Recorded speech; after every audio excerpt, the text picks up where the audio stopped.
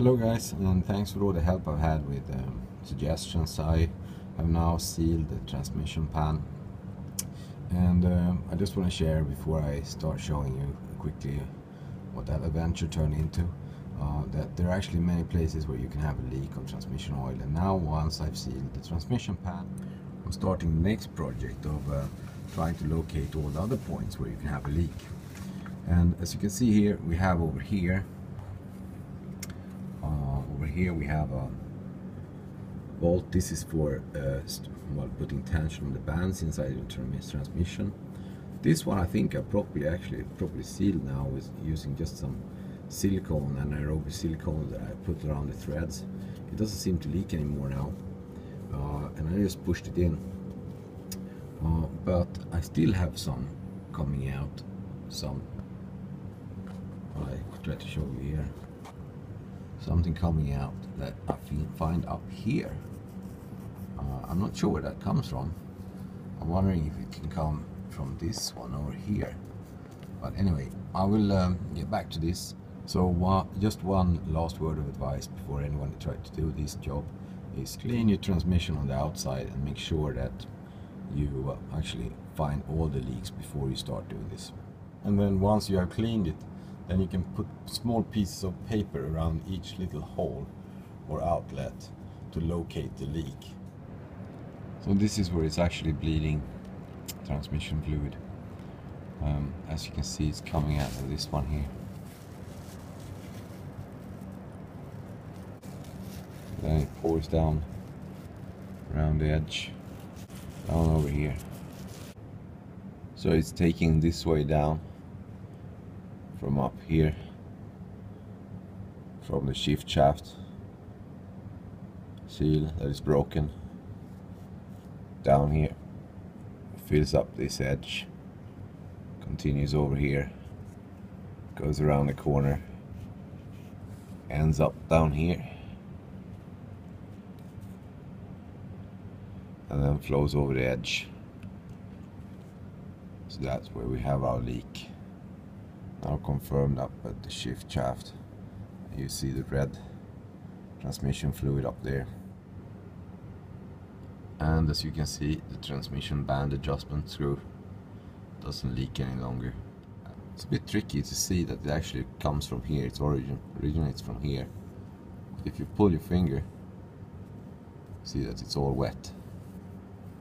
Since it's driven by gravity downwards to these areas, it appears that it's, from when you look at it, it's clean, but it's actually everywhere around here. So now we have to change this seal. So we're back at this one, and of course it's leaking like crazy, the seal here. So I'm just gonna today, before I install the new seal, I'm gonna loosen up the linkage gauges that we see here. It's going to be this one over here, the bolt in the back, and then we have this one over here. And I'm going to thread them up and try to do as little work as possible just to get down to be able to loosen or extract the seal. And as you can see here, it's actually, it just slides right off.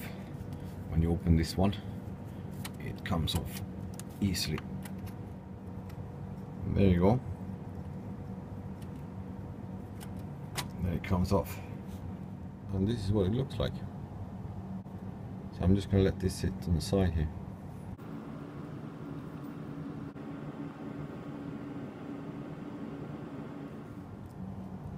On mine, these two bolts were only hand tight. I don't know right now what the proper torque should be, but you have to sort of pry it up because it needs to go straight up, and it can be a bit difficult. But if you put a little bit of pressure from both sides, it actually comes off quite easily.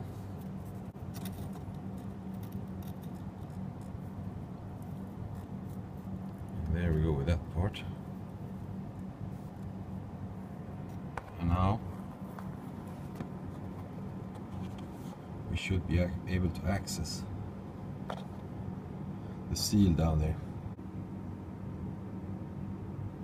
And here you see where the leak is. And the seal is just down there, sitting in here. There's a little play over here, but I just make sure that I keep it in the same place when I mount it back, and it was actually put like this. So here you see all the parts. This is basically the seal that I'm going to replace. This is, I think it's called the shift shaft seal. It's the one that's leaking. But at the same time they often change this one. And this is the throttle pressure seal, which is on top of this shift linkage that is sticking up from the transmission. And in principle, to get this one out, yeah, you just screw in this one. And once you screw it in, then you lift it up by screwing this one in so that it all comes off. And then you get this new one in by tapping it down like this. Well, maybe this is the best view to show. This is what it looks like behind the seal. That's where it's leaking out. You may want to check that this one actually fits. This is the one that you're going to put on to push the new seal in later on. Here is the tool from Chrysler, and this one threads on here.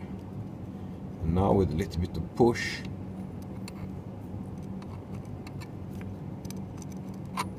I should be able to get this one in to the seal and grab it.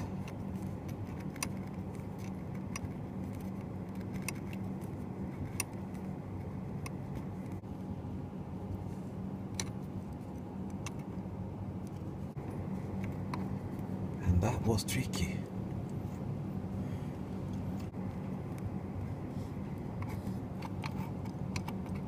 Well, it seems like it doesn't bite. Still not biting.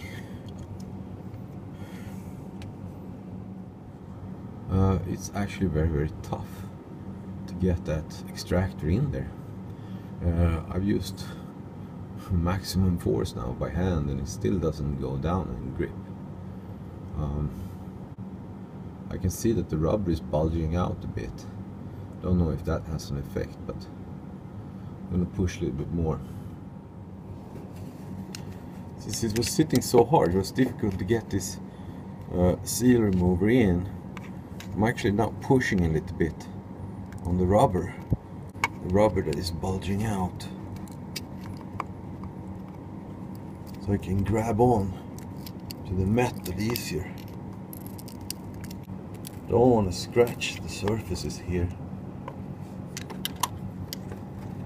so I'm just moving carefully around, pushing down the rubber a bit. Alright, give it a new try. Been trying to push it down, but it's very difficult to get it to grip.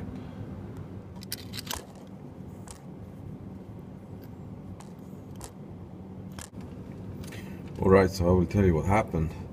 When I was prying down here with the screwdriver, I was careful not to touch this surface on the inner surface, but I know there's metal on this outer surface. I wasn't too worried about digging in under the rubber, in under the edge of the seal. But suddenly I realized that I had destroyed the edge here that was supposed to grab into the extractor tool. The extractor tool was very bad quality though. The threads were very shallow, so it never really got caught onto this metal edge. But then when I had realized that part, that I had destroyed the edge, and I started moving it, and without touching actually this side, I was sticking it in, and it suddenly just popped up, and as you can see here now, it's loose. So I'm taking it now and I'm just twisting it, and off it goes. And here you can see how it looks, what it looks like. I'm gonna try to, here I've been get the focus in there. Well, here you see where I was prying too much, destroying the edge. It said pop. It released very abrupt. It wasn't much, you know, gradual movement in it. It's just popped up. So now I'm going to wipe it clean down here and make sure that there is no dirt in there. I've cleaned a lot around these edges before to avoid that something would come down in here. Now you can see here's where the transmission oil is coming out. I was away for half an hour, and it's not like all the transmission oil is coming out at once, but you probably have a liter coming out if you leave it overnight. This is how much that comes out. I was thinking maybe all the transmission oil in the transmission will come out at once, but it's actually, you know, sipping out little by little. So now I'm going to place back the new seal. Now I can actually feel that it's clean down there, just transmission oil. But this is what it looks like if you're looking down into the groove where it's sitting. And you can see it's filling up from the inside. I'm just going to polish off a little bit on the edges down around here, to easier make it slide down the new seal.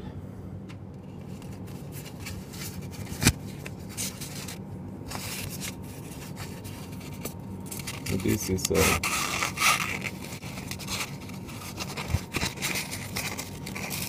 $1,200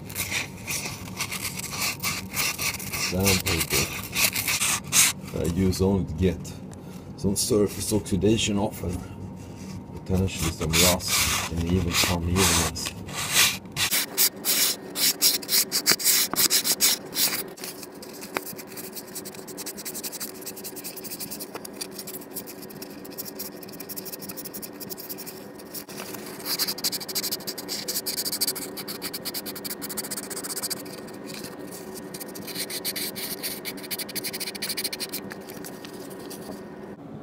So next thing I'm doing here is that I'm just going to put some transmission fluid into the inside of the seal, and it goes back on like this.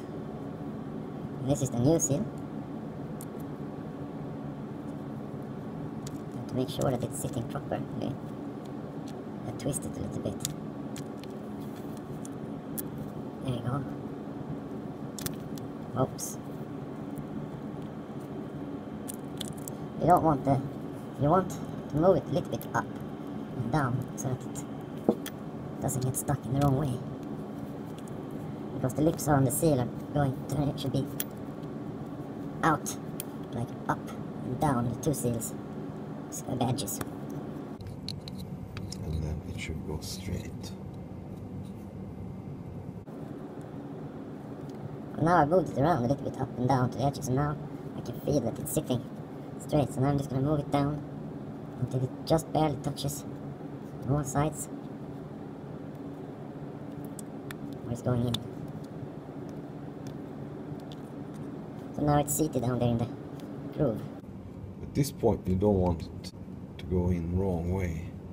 So this one now threads on there. well, you could do with a smaller hammer than this, but let's see if I can fit it up here. If I can tap it down.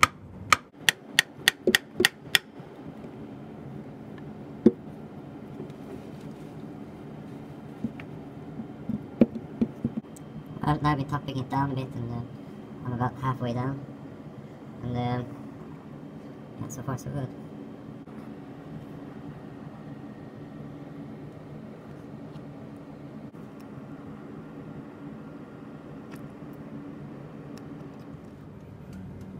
It doesn't require much effort to or force to get it down.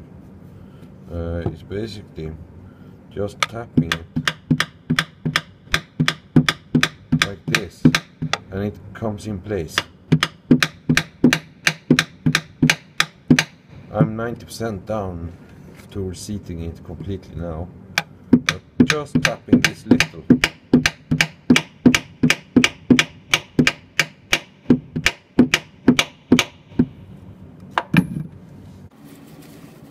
So here you can see there I'm wiping it clean. It's not completely seated yet. It should be level, these two surfaces. But I'm almost all the way down. It's actually good to take off the tool or the socket that you used to tap this one down, so that you can feel that you're getting it straight.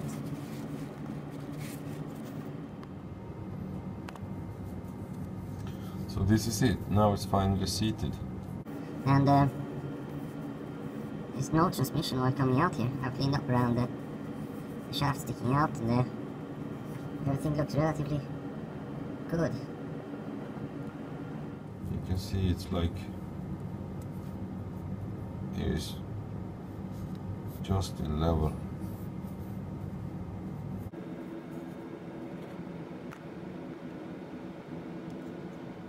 Alright, this is for after 24 hours, and there's no more leak at this point of the transmission.